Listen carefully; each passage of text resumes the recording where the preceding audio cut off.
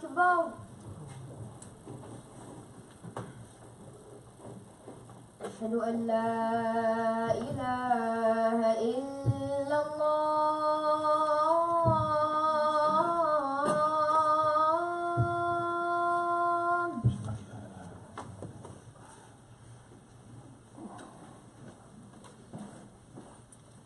أشهد أن لا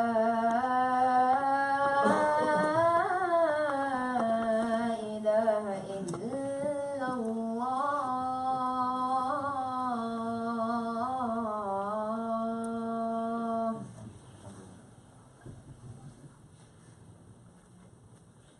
أشهد أن محمدا رسول الله.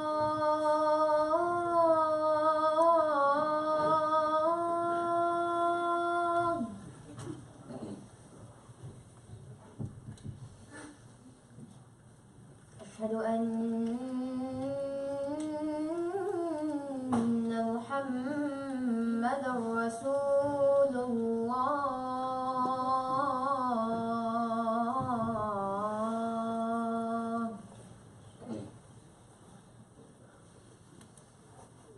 حي على الصلاة.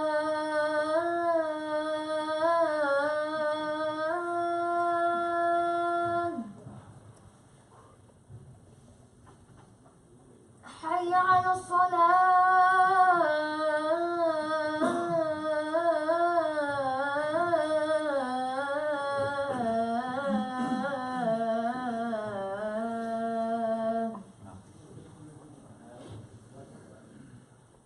حي على الفلاح.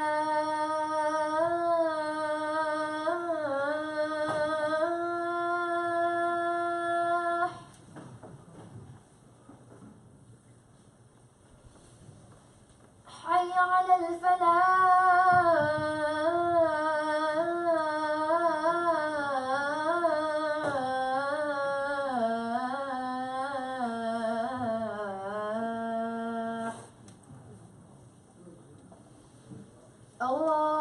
الله أكبر.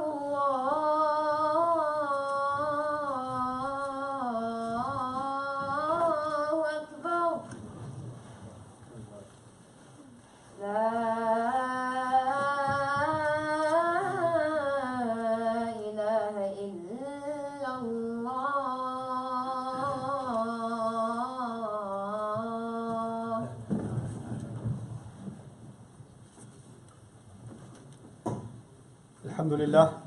الحمد لله خالق الوجود من العدم وجاعل النور من الظلم ومخرج الصبر من الألم فملقي التوبة على الندم فنشكره على المصائب كما نشكره على النعم ونصلي على رسوله الأكرم ذي الشرف الأشم والنور الأتم والكتاب المحكم وكمال النبيين والخاتم سيد ولد آدم الذي بشر به عيسى بن مريم ودعا لبعثته إبراهيم عليه السلام حين كان يرفع قواعد بيت الله المحرم. فصلى الله عليه وسلم وعلى أتباعه خير الأمم الذين بارك الله بهم كافة الناس العرب منهم والعجم. الحمد لله الذي لم يتخذ ولدا ولم يكن له شريك في الملك ولم يكن له ولي من الذل وكبره تكبيرا. والحمد لله الذي أنزل على عبده الكتاب ولم يجعل له عوجا. والحمد لله الذي نحمده ونستعينه ونستغفره ونؤمن به ونتوكل عليه ونعوذ بالله من شرور أنفسنا ومن سيئات أعمالنا من يهده الله فلا مضل له ومن يضلل فلا هادي له. ونشهد أن لا إله إلا الله وحده لا شريك له ونشهد أن محمدا عبد الله ورسوله أرسله الله تعالى بالهدى ودين الحق ليظهره على الدين كله وكفى بالله شهيدا. فصلى الله عليه وسلم تسليما كثيرا كثيرا. ثم أما بعد فإن أصدق الحديث كتاب الله وخير الهدي هدي محمد صلى الله عليه وسلم وإن شر الأمور محدثاتها وإن كل محدثة بدعة وكل بدعة ضلالة وكل ضلالة في النار.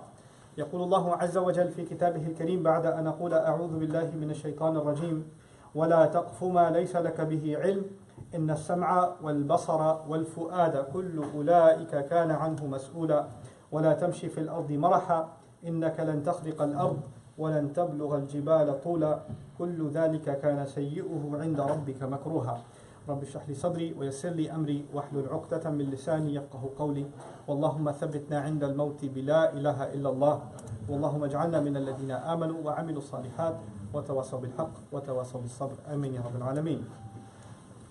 Today's khutbah is about, really at the end of the day, a single ayah of Surah Al-Isra, the 17th surah of the Quran. This ayah belongs to a passage that's important to understand overall, so I'll give you just a glimpse of it. The Prophet, when he described this passage of the Quran, he said that this is a summary of the entire revelation given to Musa alayhi salam. Essentially what's famously known as the 10 Commandments. You may have heard the biblical term, the 10 Commandments. The Quran's equivalent of that, and really summarizing them in one place, is in the surah called Surah Bani Israel or Surah Al-Isra, the 17th surah. And this is roughly from ayah number 23 to ayah number 40 of this surah. But today's khutbah is about one of these ayat, and really a part of one of these ayat. And here Allah Azza wa Jal is describing in the 26th or the 36th rather ayah, something about learning and knowledge and how we act on knowledge. And so I want to start with three terms that are used in this ayah. Instead of translating the whole thing first, I want to take three terms that Allah put in order and talk a little bit about the relationship between them. He says, as-sam' wal-basar wal-fu'ad. He says hearing, and then he says seeing, and then he says this thing called al-fu'ad. And we're going to discuss all three and the relationship between them. Sam' in Arabic means hearing. Basar means seeing or perceiving. And fu'ad, which is a complicated term, can mean the heart. Could also mean excited emotions like anger or passion or fear or love, and all of those can be captured inside the word fu'ad. The word fu'ad is a bit of a loaded term. It's a little more emphatic than the term qalb. Some of you are familiar with the term qalb for the heart. But the word fu'ad, which comes from fa'ad al-lahm or lahm fa'id, means roasted flesh. Meaning when the heart is overwhelmed or when it's on fire. Literally when the heart is on fire. This is literally exactly how Allah describes the Quran, the hearts, when they're in hellfire too, because they're literally in fire. إِنَّهَا تَطَّلِعُ عَلَى الْأَفْئِدَةِ إِنَّهَا عَلَيْهِمْ مُؤْصَدَةً. It's not عَلَى الْقُلُوبِ, it's عَلَى الْأَفْئِدَةِ, because the hearts are inflamed at that point. But in a figurative sense, what this also means is when people are overwhelmed with an emotion. You know, when your heart is on fire with anger, when your heart is on fire with fear, when your heart is on fire with love, any one emotion, then it's very hard for you to think clearly. It takes over your mind, and you can't make easy sense of things. Because at that moment, it's almost like you're not yourself. When you and I go through such emotions, then we say things and do things that aren't our normal self. We end up using words that we can't believe that was us. Oftentimes, there are people that have such extreme episodes of this that they can't even remember what they said. You ask them later on, what did you say? Did I say that? No, I would never have said that. Yeah, I actually recorded you. Here it is. Oh my God, I'm sorry, I had no idea I said that. I didn't realize what I was saying, etc., etc. Right? So this is the word fu'ad. So Allah put three things together: hearing and seeing and this overwhelmed heart, this impassionate heart. So let's understand the connection between these three things. The Quran will describe revelation, the process of revelation, and what the prophets came to do with all the people across history is they came to make people listen. Before the prophets had anything for people to see, fundamentally they were asking people to listen. Which is why anybody who believed throughout history would say the same phrase, سَمِعْنَا وَأَطَعْنَا. The Quran, we hear and we obey. And the Quran will also constantly make the appeal, فَاسْتَمِعُوا لَهُ. Listen to it. It'll criticize people who don't listen to the words of Allah, or walk away from the Prophet ﷺ and they don't listen. Or when they listen, they don't listen carefully. It'll even criticize hypocrites who half listen, and when the Prophet is done and walking away, they say, ماذا قال آنفا? What did he just say? Like they weren't really listening. So listening is a huge part of our salvation, what the faith is calling for. At the end of the day, all the Quran is, and those 23 years of the Prophet's life, sallallahu alaihi wasallam, as a messenger, what was the Quran? It was sounds. The Quran, to anybody they didn't have a book in front of them, they didn't have anything in writing, they didn't have tafsir, all they heard was sounds to be heard. That's all it was. Even the jinn, their exposure to the Quran, they say, إِنَّا سَمِعْنَا قُرْآنًا عَجَبًا. We heard a unique Quran, a unique recital, right? We say, سَمِعْنَا مُنَادِيًا يُنَادِي لِلْإِيمَانِ أَنْ آمِنُوا بِرَبِّكُمْ فَآمَنَّا. We heard the call of a caller calling us to believe, so we believe. It's all about hearing. Now that's important to understand, because when you hear something and you think about it, it changes the way you view things. Your perception changes based on what you've heard. So if you listen to something over and over again, like for example, nowadays, just as a fun example, somebody listening to, Fox News radio every single day for a few hours is going to change the way they view things. So maybe when they're driving by and they see a woman in hijab or a guy with a beard or something, their view of what they see is completely different than if they were listening to something else, right? What we hear, you can call it propaganda, or you can also call it wherever you get your knowledge from. Whatever you're constantly exposing your ear to is going to affect your mind, and by affecting your mind, it'll affect your perception. The Quran describes this phenomenon. The Quran describes people that have eyes. وَهُمْ لَا يُبْصِرُونَ. They have eyes, لَا يُبْصِرُونَ بِهَا. They have eyes, but they don't see with them. Why does the Quran say they have eyes and they don't see with them? You see, the Quran makes us listen and makes us think about simple things like the grass. That when the dead earth grows grass and grows plants, that's reminding you and me that one day we are going to be inside the dead earth and we're going to be brought back to life. So the day of judgment, the day of resurrection, the day of being brought back to life is a constant sermon every time you see something green on the earth. Every time you and I see a tree, a flower, a blade of grass, it's actually a reminder for resurrection. Our view of grass has just changed. Our view of a tree has just changed. Our perception has changed. But someone who hasn't heard this reminder, they also see grass, they also see a tree, they also see the same things we see, and they may be able to know, maybe they're a botanist or they study plants, and they can tell you a lot more scientific information about the plant. They can tell you what species of tree it is, or what area it grows in, or how old it is, and all of it. But they can't see what a believer sees. So in that sense, they're blind. They have eyes, but they just don't see. What I'm trying to get at then, if you go back, is what you hear necessarily impacts the way you see things. If you and I are not in a constant state of listening to the Quran, if we're not in a state of listening to the Quran, then we're not going to see the world the way the Quran wants us to see it. You know, when you're out of touch with something, when you're out of touch, your opinions get rusty and over time they change. Just because you and I believe, and we've accepted the faith, and we believe in Quran as the word of Allah, that doesn't mean that those words, not constantly hitting our ears and allowing us to think about them. I'm not just saying listen to a CD of the recitation of the Quran, which is great. You should do that, or download it on your phone, or listen to it in the car. All of that's awesome. But I'm talking about the message of the Quran going in your ears. When the message of the Quran is going in your ears regularly, it's actually impacting your view. But Allah didn't just talk about the view, al-basar. He took one more step. He said, wal-fu'ad. He said actually impassionate hearts. What Allah is saying is not only will your view change, what you are passionate about, what you get angry about, what you fall in love with, what you absolutely hate, what is it that excites you, what is it that makes you afraid, all of those emotions are going to get impacted by your view. And your view will be impacted by what you hear. So it's a three-step process: hearing, seeing, and then the emotional response, the emotional reactions that we have. Now Allah Azza wa Jal here in this ayah didn't actually only talk about the Quran. And I wanted to establish the relationship, the basic relationship between these three things, and remind myself and remind you why it's important for us to have a regular relationship of listening to the reminder from the Quran. At the very least, we get something every Jumu'ah, at the very least. But this is something we're supposed to get like multiple times every day. That's actually the purpose of the prayer, to get another dose of the Quran. And a few hours later, get another dose of the Quran. A few hours later, another dose of the Quran, so our views and our emotions are kept aligned. And you know, when that's not there, if maybe, for example, Allah complains about a group of people and says, وَلَا تَكُونُوا كَالَّذِينَ قَالُوا سَمِعْنَا وَهُمْ لَا يَسْمَعُونَ. Don't become like the kind of people who say we've heard, but they actually don't hear anything. They don't listen. Meaning there's an artificial kind of listening. There's a kind of hearing that you satisfy yourself, yeah, I heard it, yeah. But your hearing didn't change your view, and therefore didn't impact your emotions.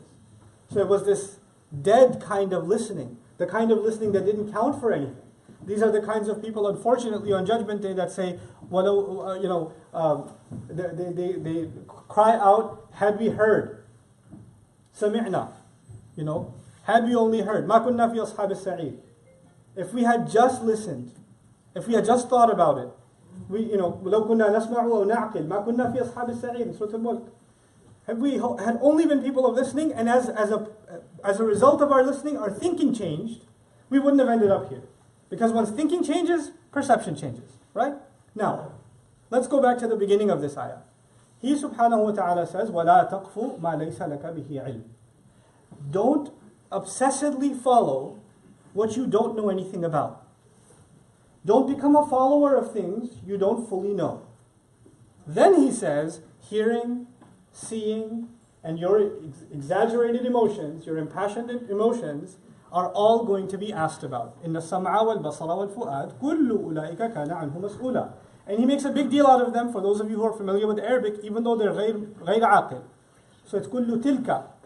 But he says كُلُّ أُولَٰئِكَ تَفْخِيمًا. He actually aggrandizes, hearing is a big deal, your perception is a big deal, and how you feel is a big deal to Allah. And he makes it a big deal by calling them أُولَٰئِكَ كَانَ عَنْهُ مَسْئُولًا.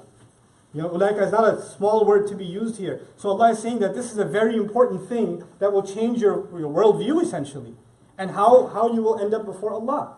Now, the beginning part, don't follow what you don't know about. There are some simple things I want to share with you about that besides our exposure to the Quran. Of course, in a religious sense, we don't follow anything in the religion unless we know about it ourselves. Unless we can say with confidence this is actually coming from Allah's own words.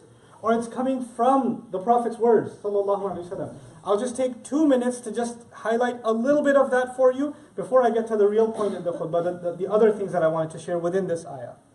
The thing is, just because something is in the Quran and you heard it, you heard somebody say this ayah is in the Quran, this is what it says.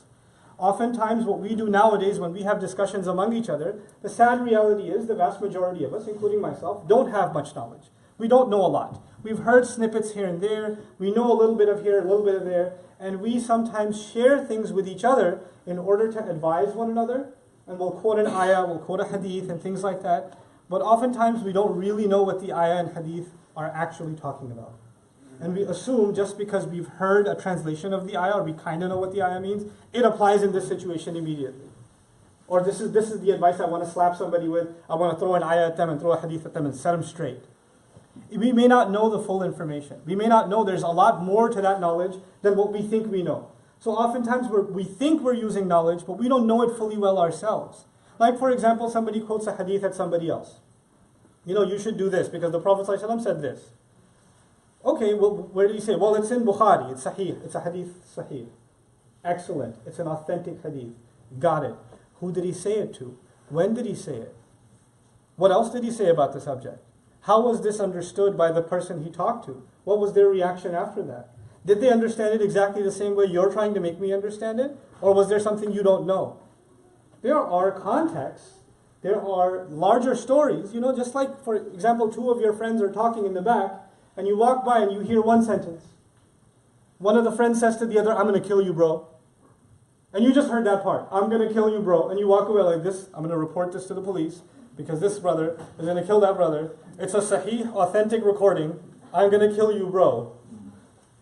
And when you take that one-liner and say, I'm going to kill you, it's true, he said it. But he was just saying, I'm going to destroy you on the basketball court. He was just saying, you better stop making fun of me before I push you, man. He wasn't saying, I'm going to kill you. He meant something else entirely, didn't he? Context can change everything. So just because you say, it's absolute, look, it's there, right there in the book. That's what it says. That doesn't mean you understand its context. That's also speaking without knowledge. That's also following something without fully knowing. And that's dangerous. That means you and I don't understand, and now we're imposing it on somebody else and making their life more difficult. So we should be careful, especially careful. General advice about being patient or grateful and those kinds of things. Those are fine. But then there are other things. I'll give you one example of taking things out of context that just comes to my mind. That happened with me. Somebody came to me a long time ago, a mother came to me, very upset with her son. And her son stopped praying, and he was doing drugs and drinking, and left the house, and he was living with some girlfriend, or all kinds of sins, right? And she's a very pious, religious woman, and she's just traumatized, constantly advising her son until she gave up. And she said, I told him he's no longer my son. And I find peace in my heart that I said that, because even Allah told Nuh alayhi salam, إِنَّهُ لَيْسَ مِنْ أَهْلِكَ إِنَّهُ عَمَلٌ غَيْرُ صَالِحٍ. That Nuh alayhi salam, when he was on the ship and his son was still drowning, And he said, that's my family. And Allah said to him, no, that's not your family. Allah said to him, that's not your family. He's no good, basically. So she says, yeah, well, my son is no good, so I get to say what?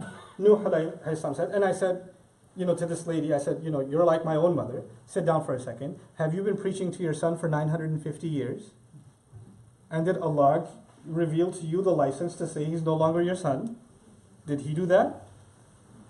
Because how long have you been having this problem? For the last 9 months. Oh, okay, so you got about 949 years to go before you quote Nuh alayhi salam. Chill out, lady. That's still your son. You make dua for him, it's frustrating, but you don't get to do that. You don't get to pull an ayah of the Quran and slap him with it and say, I'm done. Nuh-uh.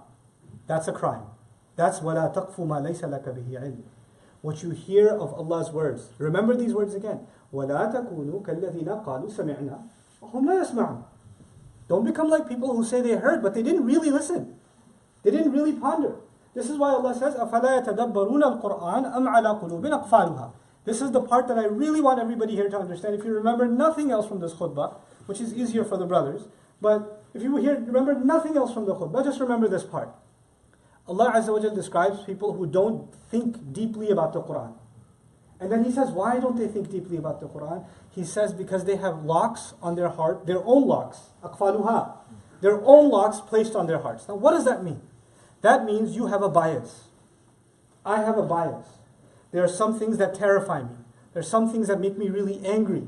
There are some things that I really want to impose on my son or my daughter or my spouse or my parents even. I want to argue with them and I want to prove that I'm right. And my anger and my desire to prove them right, with that desire, I come to Allah's book. My heart is already locked that I'm going to prove them wrong or I'm going to make my point. Then I'm going to come to the word of Allah and find an ayah, find a hadith of the Prophet ﷺ, so I can quote it in their face, so I can win that argument and get them to do things I want them to do. I've already got a lock on my heart. I didn't come to Allah's book seeking Allah's permission. I didn't come seeking Allah's pleasure. I wanted to come to it to find a weapon that I can use in my war of words. This is a lock on the heart too. That's a crime against Allah too. Just because somebody's quoting ayat of Quran or words of our beloved Messenger ﷺ doesn't mean they're not committing a crime. This is also وَلَا تَقْفُ مَا لَيْسَ لَكَ بِهِ عِلْمٍ. This is why Allah says your emotions will also be interrogated. وَالْفُؤَادَ كُلُّ أُولَٰئِكَ كَانَ عَنْهُ مَسْئُولًا. Maybe because of your anger, because of your rage, you started using the sacred words of Allah for your own purposes. And so now beyond the religion, beyond quoting the book of Allah, beyond quoting the hadith of the Prophet ﷺ, we even commit this crime among ourselves. Sometimes somebody says something, they say Salaam alaikum to you, and all you know is they said Salam to you. But you don't like that guy. So when they said Salam to you, there's 1,000 thoughts in your head. I know why he really said it. He said Salam, yeah, yeah, wa alaikum salam. Peace on you too. Like, you don't really mean peace, and that's not what they really meant. When they came to me and said, I'm your friend, I mean well for you, what they really meant is I'm going to rip you to shreds. And you say, why do you say that? How do you know they mean that? I know, okay? I just know. You read into what other people are saying your own biases. I've already made up my mind that this person is corrupt, or this person is evil, or this person is out to get me, or whatever else. Then whatever they have to say, I say, so he's taking another dig at me. He's taking another shot at me. But he didn't say your name. She didn't mention you. She was just saying something else. No, but you don't know. This person, it's always about me. You don't have that knowledge. So now you're hearing, but you're hearing with your own lock on it. And because you're hearing it in a corrupt way, your view is becoming corrupt. And because your view is becoming corrupt, your emotions are all corrupt. Your anger's in the wrong place. Your love is in the wrong place. Inna sam'a wal basara wal all of it got messed up. Because you have biased hearing. Because you're not really listening. Then we do this even a step further. We hear something someone says, and people do this with me all the time. Parents do this with me. Parents will take a lecture of mine, take a clip of something I said, and then slap their children with it. You know what Nouman Ali Khan said? he said da da da da da da da, and therefore you better do this. And so lots of kids around the world hate my guts because parents have been using me as a nuclear option for a long time. And it's funny because when I travel and I meet some of these families, those same parents that have been using me like a baseball bat say, now there's going to be a live beatdown. So they'll bring their 18-year-old son and say, Salam, I make him listen to you all the time. Could you give him some advice? He's good, but not that good. And the first thing I say to this young man is, I'm so sorry. I really apologize. That's not my fault. And he'll just, under his breath say, I hate you anyway. But, we shouldn't be using other people's words against somebody else. Not knowing, not understanding context. Just throwing things at some, and then speaking, we also do this, we speak on behalf of people that aren't even around. That sometimes aren't even alive or not there. Your father would have wanted you to do this. Your grandfather would, and the worst is when we speak on behalf of the Prophet ﷺ. If the Prophet was here, he would have told you this, and that. Really? You know that? You're going to speak on, you're crazy enough to speak on behalf of grandpa, or to throw in your uncle would have done this, or your mother would have done this. Well, if they were here, they would have said that. But now you're going to bring the Prophet into it just to win an argument? Do you know this? Do you know what your messenger would have said, sallallahu alayhi wa sallam? We shouldn't talk like that. This is not how we're supposed to talk. Even in anger among family, among friends, when you say things about Allah, Allah will punish you for this. Ya Salam. Did you get direct revelation of who Allah will punish and who Allah will not punish and for what? Do you know every case of how people will be judged? How are you speaking on behalf of Allah so easily? Parents sometimes out of anger. I can't believe they say this to their own children. You're going to burn in hell for what you did. To their own kid. First of all, you don't know who's burning and who's going to be in heaven. Allah didn't give you that license. But to say these kinds of things to your own child, come on. إِنَّ السَّمْعَ وَالْبَصَرَ وَالْفُؤَادَ كُلُّ أُولَٰئِكَ كَانَ عَنْهُ مَسْئُولًا. What I want to leave you with is the ayah before and the ayah after. The ayah before this one, Allah Azza wa Jalla emphasized the importance of being fair. وَأَوْفُوا الْكَيْلَ إِذَا كِلْتُمْ وَزِنُوا بِالْقِسْطَاسِ الْمُسْتَقِيمِ ذَلِكَ خَيْرٌ وَأَحْسَنُ تَأْوِيلًا. Whenever you weigh things and scale things, make sure you're fair, basically, is what Allah is saying in that ayah. Be fair in your dealings. And back in the day, people were selling groceries, rice, potatoes, whatever. Make sure that the scales are even, so you give the exact weight that you're supposed to sell to your customer. Be fair. Be fair in business. And the next ayah was about what? Listening, perception, emotions. They'll be asked about. Don't follow things you don't know about. Why? Because there's not just unfairness in business and in money. There's also unfairness in how we think about people, how we perceive people, how we have emotions towards people. We can be unfair in that too. It's an extension of that. And the last of these three ayat, which really blows my mind, is what I want to leave you with. وَلَا تَمْشِ فِي الْأَرْضِ مَرَحًا. Don't walk on the earth with arrogance. What does arrogance have to do with any of this? When you become okay with being unfair, and you're not careful about fairness, because you assume you're fair anyway. When you're not careful about what you hear, and how that affects your perception, and how that affects your emotions, it's easy for you to pass judgment on people or say things to people or perceive people a certain way. When that becomes easy for you, then there is no greater sign of arrogance than that. Don't walk on the earth with pride is not an isolated statement here. It's actually a conclusion to what's come before it. When unfairness becomes common practice, when not sensitive listening, not careful listening, not control over our emotions becomes common practice, then people are going to walk around on the earth like they own the place. Like they're in a position to judge everyone. Like they're in a position to pass opinions about everyone. And what's crazy about it is, when they hear something about someone, or even within your family, oh, this one's always like that. I already know. You already know? You don't know. You don't even live in the same country. How do you know? But so easy to pass sweeping opinions and make judgments. And then share them with others. The last final thing, 30 seconds it'll take. When Allah said, وَلَا تَقْفُ مَا لَيْسَ لَكَ بِهِ عِلْمٍ. Don't follow. Qafa in Arabic is the back of the neck.